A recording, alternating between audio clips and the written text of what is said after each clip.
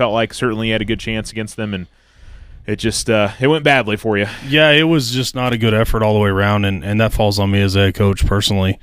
We didn't play well, and that was about the worst we could possibly even imagine to play, and it kind of snowballed from there. We played very bad defensively from the get-go. I think they popped the second play of the game. And credit to them, they got 2 kids that can play, and those 2 kids can play for anybody in the state. And then we didn't capitalize on some situations offensively for us. We had a first drive, go down there, we get a really bad call on a block in the back that puts us behind the sticks, take a sack, punt it, and they go score again. We ran 6 plays in the first quarter offensively, and that's our offense not capitalizing on that first drive and defense not being able to get off the field.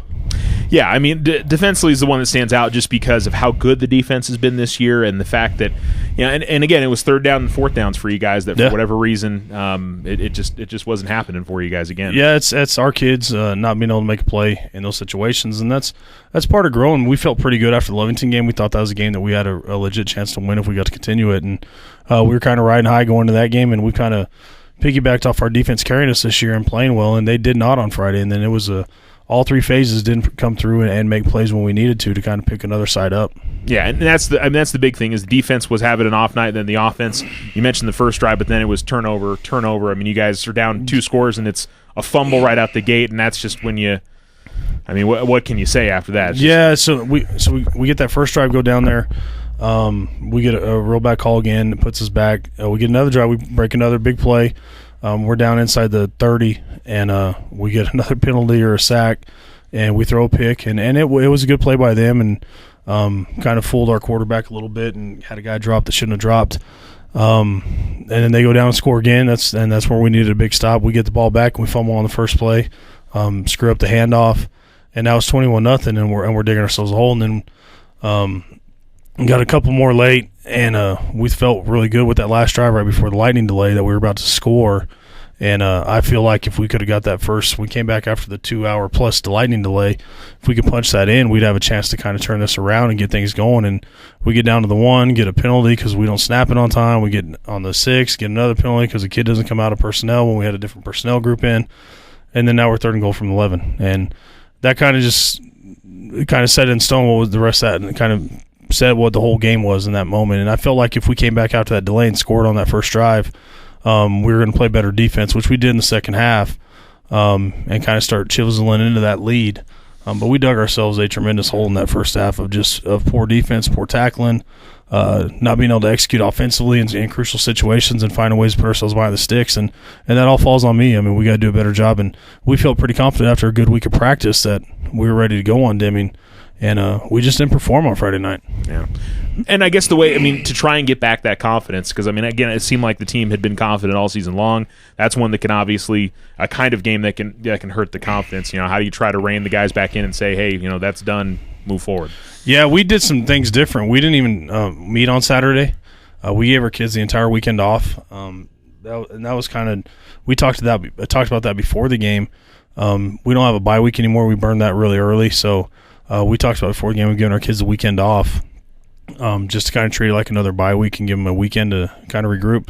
And then after the game, it was 11:30 or so. We said we're getting them tomorrow off, and hopefully they come back rejuvenated on Monday, ready to go. And they have. They've responded well. We didn't spend a whole lot of time talking about Deming. We didn't even show them the film on it. It's one of those that we're trying to burn and throw away. Yeah. We did grade it, gave their kids their grade sheets on it. The coaches graded them, and it was their responsibility to look at it and find out what they did wrong and to fix it. But we came back in on Monday. We told them at 6 a.m. our mindset's Chaparral, and let's focus. We're done with Deming. It's over. It happened. It is what it is. We can't go back in the past, and we got to get ready to go by Friday. And I would say it's things that they know how to do well. It was just tackling. Obviously, it was the thing that hurt you. Yeah, guys. And our coaches and our defensive staff owned it and said it was a whole bunch of fundamental things that we haven't done all year that we've been practicing since August. That we just didn't perform in those situations and go back to fundamentals. So we did a lot of that this week, going back to basics, especially defensively of tackling, run fit and strike zone. All those things just to kind of get us back into that groove because and maybe that's on us as a staff and me as a head coach that we spent so much time game planning and doing a bunch of X's and O's that we didn't focus as much on it, but those are things that we do daily. I mean, we tackle daily, we strike zone, we do all those things daily. But we made a big initiative this week. That's where we're going to clean up a bunch of the basics and fundamentals.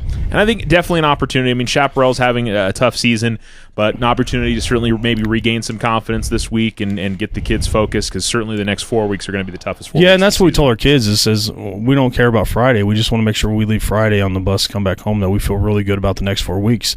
Because the next 4 weeks have kind of been what our whole season's been get to that point and make sure we're playing our best football at that point. And we've done a good job playing pretty good football all year except for last Friday. But our mindset is to go play well on Friday, leave that place feeling really good and getting ready for Los Lunas, and go up to Los Lunas next week. And the Chaparral team, 0-4 coming into it. They had a good team a couple years ago. Last year took a little bit of a step back. This year, they're obviously having a they're down. Their numbers are down, and that's another place it's tough to win at. And when they get a group of kids like that a couple years ago, they were pretty good. And I think they're starting 3 or 4 freshmen. It's a very young team, and they've lost a game because of lightning as well. So, and it's a whole rebuilding deal and trying to get a football culture established over there and into that community. They just got a new head coach. I believe he's the DC last year, Coach Rojas, who did a good job defensively.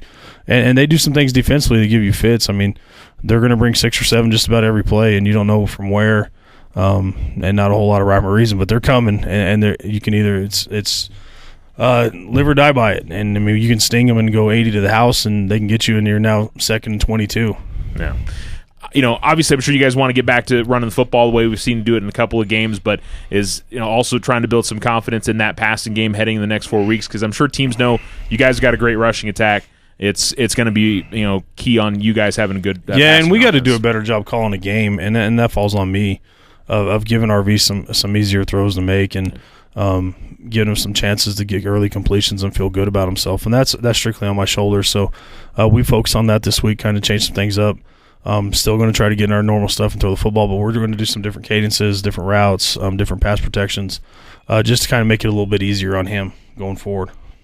Well, we certainly hope that you guys will be able to get that turned around on Friday. And I didn't even mention the weather to start off again, but man, I've never seen a streak like this. I don't know what's going on, but that one was rough on Thursday. And it is one of those things that people were asking me, well, if you guys cancel it right now, you don't count it as a loss. And I said, that's not who we are, man. We're gonna take it on the chin if we have to, and we're gonna be men about it and go out and play. And that's the best thing for our kids to do is to learn resiliency and some character. And tough times don't last, tough people do, and grow up in that moment. And we felt our kids did a good job of responding second half. And it's very uncomfortable to sit around for 2 hours and wait. You go back in right after a lightning delay and you're not really sure, so you start going over things that you need to fix. And after 30 minutes, you've already fixed everything like a halftime. And now we're sitting around twiddling our thumbs for an hour and a half, trying to wait it out. And Deming was good about it. They wanted to play just like us. Let's get the game in. It's the best thing for our programs. And unfortunately, we're looking at like a 60% chance of thunderstorms on Friday. Yeah, let's hope we finally catch a break on that. That would be kind of nice. Yeah, you've got 3 in 1 year so far. Yeah, it's. I've never had that. I've had 1.